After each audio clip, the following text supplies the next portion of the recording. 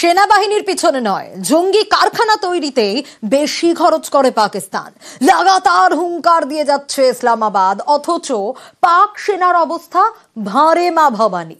23-24 বাজেটে প্রতিরক্ষা খাতে 15% বরাদ্দ কমিয়েছে পাক সরকার।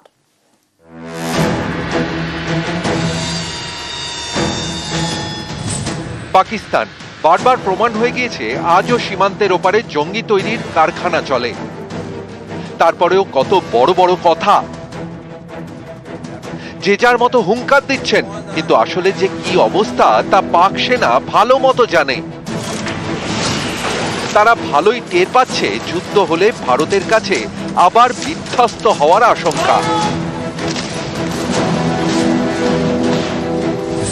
কারণ পাকিস্তানের হাতে যুদ্ধ করার মতো রসদ রয়েছে মাত্র 3-4 দিনের। এর বড় কারণ দেশের প্রতিরক্ষার থেকে জঙ্গিদের পিছনে বেশি খরচ করে পাকিস্তান সরকার। পাক সেনার দুর্দশার ছবিটা তুলে ধরেছেন জুনিয়র অফিসাররা। তারা জানিয়েছে প্রতিরক্ষা খাতে খরচ আগের থেকে অনেক কমানো হয়েছে। 2023-24 সালেই কাটছাট করা হয় প্রায় 15%।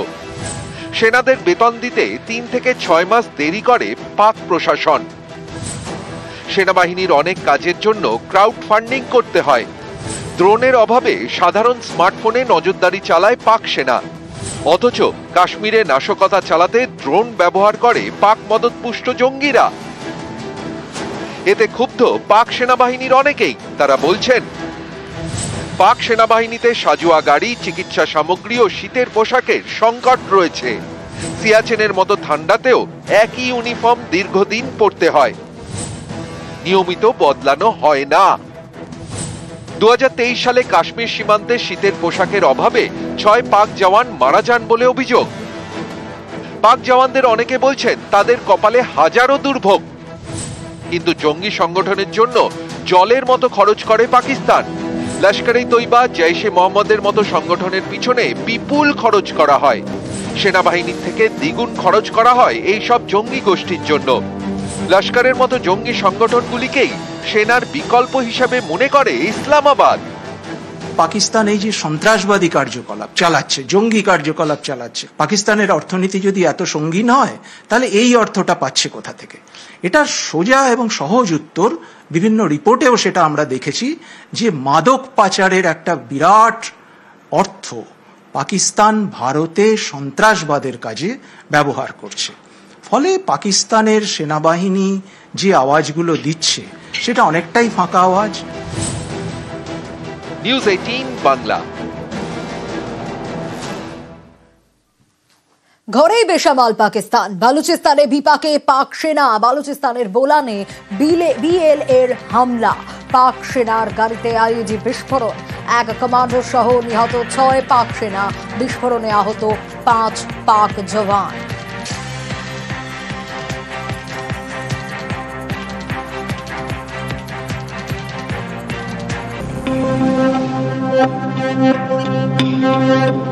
যখন প্রতিদিনের জীবনে শান্তি থাকে, পরিবারের সবাই একসঙ্গে খাওয়া দাওয়া সারে, শিশুরা খেলাধুলো করে, গম গম করে বাজার হাট, আমরা ভুলে যাই এই আপাত শান্তি কতটা ভঙ্গুর। ঠিক যখন বিমান হানার সাইরেনের আওয়াজ সেই শান্তিকে খান খান করে দেয়, সবকিছু নিমেষে বদলে যায়। ভারতের নিরাপত্তা শুধু সীমান্তে শুরু হয় না, এটা আপনাকে দিয়ে শুরু হয়। বন্ধ করে দিন সমস্ত বৈদ্যুতিক যন্ত্রপাতি, জানলা দরজার পর্দা টেনে দিন, বন্ধ করে দিন সব বাড়ির সব জানলা। একটা সামান্য স্ফুলিঙ্গ শত্রুকে আপনার দিকে টেনে আনতে পারে। এটা আতঙ্কিত হওয়ার সময় নয়, এটা প্রস্তুতির সময়। বাড়ির শিশুদেরও শেখান কি কি করতে হবে। বাড়ির শিশুরা জানলার পর্দা টেনে দেবে, কম বয়সীরা বাড়ির বয়স্কদের সাহায্য নিয়ে সব আলো নেভাবে। পরিবারের সবাই নিস্তব্ধতা বজায় রাখবে, শান্ত, স্থির, প্রস্তুত। পুরো এলাকা জেগে উঠেছে। স্বেচ্ছাসেবীরা ছাদে উঠে কোনো বাড়ি থেকে আলো বেরোচ্ছে কিনা তা দেখছে। মহিলারা বয়স্ক প্রতিবেশীদের খেয়াল রাখছেন। সীমান্তে সেনারা শান্ত, সচকিত, মনোবল অটুট। এটাই ভারত, এক একটি বাড়ি এক একটি দুর্গের মতো। প্রত্যেক ভারতবাসী দেশের ঢাল হয়ে দাঁড়িয়ে। অন্ধকারে আমরা লুকোই না, আমরা এক হই। শহর থেকে গ্রাম, নিঝুম এক কালো চাদরে ঢাকা। ভয়ে নয়, ভালোবাসায়। দেশপ্রেম, একে অপরের প্রতি ভালোবাসা। শান্ত থাকুন, দৃঢ় থাকুন, বিশ্বাস করুন। শুধুমাত্র শক্তির সঙ্গে নয়, একতার সঙ্গে ভারত মাথা উঁচু করে দাঁড়িয়ে। আমরা ভারতবাসী। ভারত আমাদের। দেশ জুড়ে যুদ্ধের প্রস্তুতি। বুধবার মক ড্রিল। উত্তরবঙ্গের চিকেন স্নেকে বাড়তি নজর সেনার। যুদ্ধ পরিস্থিতিতে চিকেন স্নেক রক্ষার মহড়া।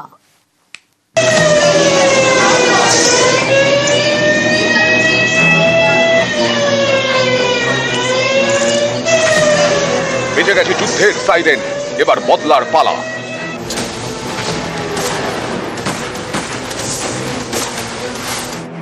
জবাব পাবে পাকিস্তান।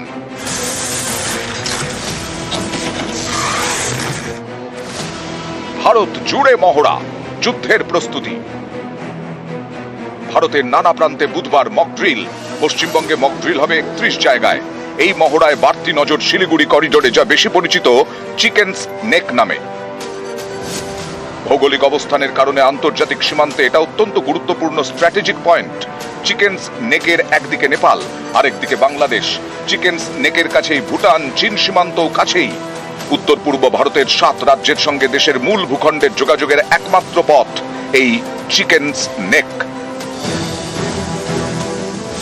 রাজনৈতিক, প্রতিরক্ষা, নিরাপত্তার ক্ষেত্রে চিকেনস নেক খুবই গুরুত্বপূর্ণ। সারাক্ষণ সেনার নিরাপত্তায় থাকে চিকেনস নেক। উত্তরবঙ্গের বায়ুসেনা ঘাঁটি থেকে নজর রাখা হয় আকাশপথে হামলা হলে কিভাবে রক্ষা হবে। চিকেনস নেক রক্ষা করতে না পারলে দেশ থেকে বিচ্ছিন্ন হয়ে যেতে পারে উত্তর পূর্বের 7 সিস্টার, জানিয়ে কয়েকদিন আগেও হুঙ্কার দিয়েছে বাংলাদেশ। এই পরিস্থিতিতে পাকিস্তানের সঙ্গে যুদ্ধ বাঁধলে তারাও টার্গেট করতে পারে চিকেনস নেককে, তাই সেখানে বাড়তি নজর। বুধবার হবে মক ড্রিল।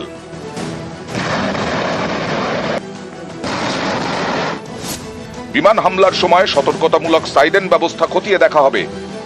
সাধারণ নাগরিক এবং পড়ুয়াদের প্রতিরক্ষার প্রশিক্ষণ দেওয়া হবে। হঠাৎ আলো নিভিয়ে ক্র্যাশ, ব্ল্যাকআউট মহড়া হবে। গুরুত্বপূর্ণ ভবন ও পরিকাঠামো আগে থেকেই ঢেকে দেওয়ার প্রস্তুতি নেওয়া হবে। জরুরি অবস্থায় দ্রুত নিরাপদ স্থানে যাওয়ার নির্দিষ্ট পরিকল্পনা এবং তার প্র্যাকটিস শেখানো হবে। কাছের বায়ুসেনার ঘাঁটির সঙ্গে কার্যকরী হটলাইন, যোগাযোগ ব্যবস্থা খতিয়ে দেখা হবে মক ড্রিলে। কন্ট্রোল রুম ও প্রক্সি কন্ট্রোল রুম কতটা তৈরি তারও মহড়া হবে।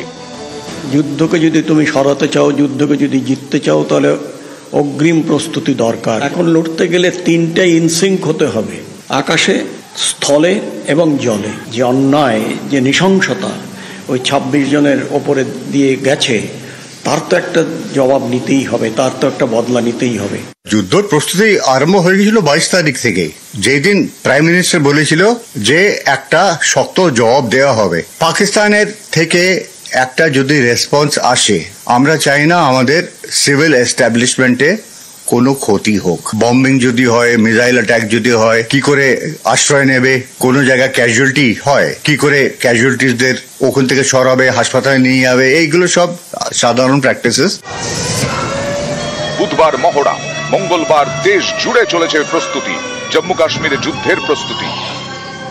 গত 22 এপ্রিল কাশ্মীরে জঙ্গি হানার পর থেকেই যুদ্ধের হাওয়া। কাশ্মীরেও এদিন চলে মহড়া। উত্তরপ্রদেশ, রাজস্থানের একাধিক জায়গাতেও এদিন চলে মক ড্রিলের প্রস্তুতি। ये प्रोटेक्ट करता है अपने सिविलियंस को जिनके ऊपर संकट आता है लड़ाई के दौरान। एयर रेड आ रहा है या मिसाइल अटैक होने वाला है, पब्लिक किस तरीके से अपना ब्लैकआउट करेगी और किस तरीके से वो अपने प्रोटेक्टेड एरियाज में जाएगी। जो डेबरे में लोग धंस जाते हैं उनको निकालने का काम, रेस्क्यू ऑपरेशंस और ब्लैकआउट्स, ये सारा का सारा काम सिविल डिफेंस करती है। इसीलिए हमको ये एक्सरसाइज के ऊपर बहुत ध्यान देना पड़ेगा। 1971 বাংলাদেশের মুক্তিযুদ্ধের সময় ভারতে মক ড্রিল হয়। তারপর 1999 কার্গিলের সময়, 2008 মুম্বাই হামলার পরেও মক ড্রিল হয়েছিল। এবার কাশ্মীরে জঙ্গি হানার পর দেশ জুড়ে মক ড্রিল। বেজে গেছে যুদ্ধের সাইরেন। পাকিস্তান সাবধান। নিউজ 18 বাংলা।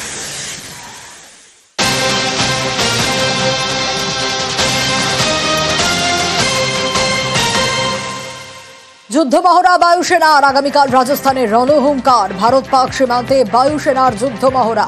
রাজস্থানের আকাশে বুধ ও বৃহস্পতিবার নোটাম জারি। মহড়ায় রাফাল, মিরাজ, সুখোই। 2 দিন ধরে রাজস্থানের আকাশে যুদ্ধ মহড়া। আগামীকাল রাজস্থানে রণহুঙ্কার, ভারত পাক সীমান্তে বায়ুসেনার যুদ্ধ মহড়া। রাজস্থানের আকাশে বুধ ও বৃহস্পতিবার নোটম জারি। মহড়ায় রফাল, মিরাজ, সুখোই। দুদিন ধরে রাজস্থানের আকাশে যুদ্ধ মহড়া।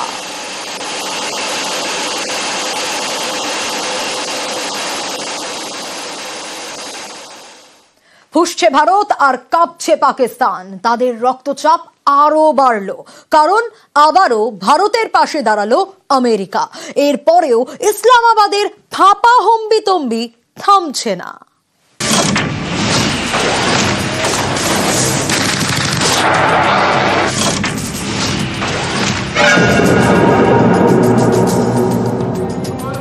পাকিস্তানের মদতে জঙ্গিহানা, রক্তাক্ত কাশ্মীর, পহেলগাঁওয়ে বেছে বেছে পর্যটকদের গুলি করে খুন, 26 জনের মৃত্যু।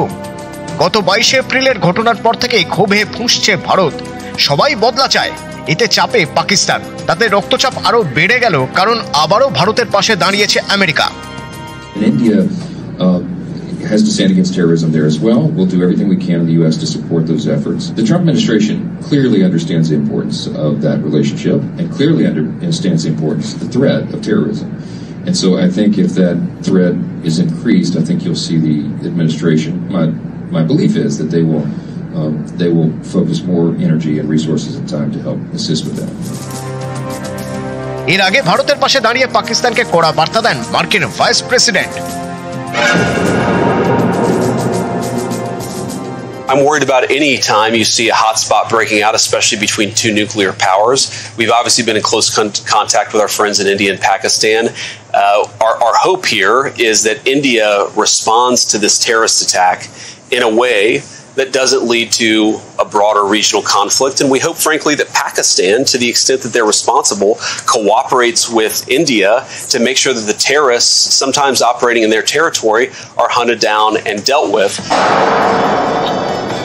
শুধু আমেরিকা নয়, পাকিস্তানের রক্তচাপ বাড়িয়ে ভারতের পাশে দাঁড়িয়েছে আরেক শক্তিধর দেশ, রাশিয়া। সোমবার বিদেশ মন্ত্রকের মুখপাত্র রণধীর জয়সওয়াল জানান, রাশিয়ার প্রেসিডেন্ট ভ্লাদিমির পুতিন প্রধানমন্ত্রী নরেন্দ্র মোদীকে ফোন করেন। পহেলগাঁওয়ে জঙ্গি হানার তীব্র নিন্দা করেছেন পুতিন। সন্ত্রাসবাদের বিরুদ্ধে লড়াইয়ে ভারতকে পূর্ণ সমর্থন জানিয়েছেন। রাশিয়া থেকে নতুন অস্ত্রও কিনেছে ভারত। রুশ প্রযুক্তিতে তৈরি অত্যাধুনিক ক্ষেপণাস্ত্রের নাম IGLAS। এটা কাঁধে নিয়েই ছোড়া যাবে মিসাইল। প্রতিপক্ষের যুদ্ধ বিমান, ড্রোন ধ্বংস করে দেয় এই ক্ষেপণাস্ত্র। এসবে ঘুম ছুটেছে পাকিস্তানের। এই পরিস্থিতিতে তাদের বড় ভরসা বেইজিং। সোমবার ইসলামাবাদে চীনের রাষ্ট্রদূত জিয়াং জাইদং এর সঙ্গে বৈঠক করেন পাক প্রেসিডেন্ট আসিফ আলী জারদারি। একদিকে আতঙ্কে পাকিস্তানের বুক কাঁপছে, এরই মাঝে রাষ্ট্রসংঘে মুখ পুড়েছে। রাষ্ট্রসংঘের নিরাপত্তা পরিষদে কোণঠাসা পাকিস্তান। পহেলগাঁওয়ের জঙ্গিহানা ইস্যুতে নিরাপত্তা পরিষদে সমালোচনার মুখে পাকিস্তান। ভারতের বিরুদ্ধে তাদের নালিশেও গুরুত্ব দেওয়া হয়নি।